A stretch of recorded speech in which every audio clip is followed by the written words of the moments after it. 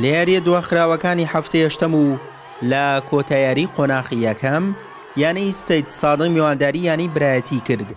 هەردوویانە ئامانجیان بە دەستێنانی سێ خاڵی یاریەکە بوو تا سەرکەوتن بەدەست بێنن. سەید سادق پاڵپشت بە هاندانی هاندەرانی توانی لە خولەکی حەڤەدا لەلایەن یاریزان هاوکەر جەمالەوە گۆڵی یەکەم تۆمار بکات. بەوەش خۆشی و شادی خستە ناو دڵی هاندەرانەوە. برایەتی توانی لە خولەکی 37دا لەلایەن یاریزاندانا کامەرانەوە گۆڵی یەکسانبوون تۆمار بکات. بەوەش گێمی یەکەمی یاریەکە بەو ئەنجامە بە کۆتا هات.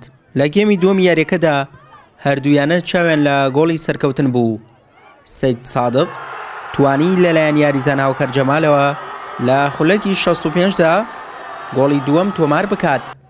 بەوەش یاریەکە بە ئەنجامی 2-1 بە سوودی سەید سادق بە کۆتا هات و سێ خاڵی گرنگی دەستەبەر کرد. لێرەوە ئەم سێ خاڵە پێشکەشەکەم بەو هاندەرە خۆشەویستە بەڕاستی ئینشاڵڵا بۆ قۆناغی دووەم خۆمان باشتر ئامادەکەین بۆ قۆناغی دووەم ئینشاڵڵا بە ئیشەکەین لەسەرەوەی سێ چوار یاریزانتر بینە تیپەکە و تیپەکە زیاتر تۆکمە بکەین. خۆتان زان یانی سەید سایق ئەم ساڵ سەرکەوتووە، یعنی ئەتوان بڵێم نیوەی یاریزانەکان ئێمە زیاتر ئاوا لەژێر زەختی ئاوا هاندەری ئاوا یاریان نەکردووە. خۆ ناڵێم تەسیری هاندەر بوو، بەڵام هاندەر بەڕاستی پاڵپشتێکی زۆر باشن بۆ یانەی سەید سایق. تا ئێستا یانەی سەید سادق چواردە یاری ئەنجامدا و خاوەنی 22 خاڵە، یانەی برایەتیش لە چواردە یاری تەنها 18 خاڵیان کۆ کردووەتەوە.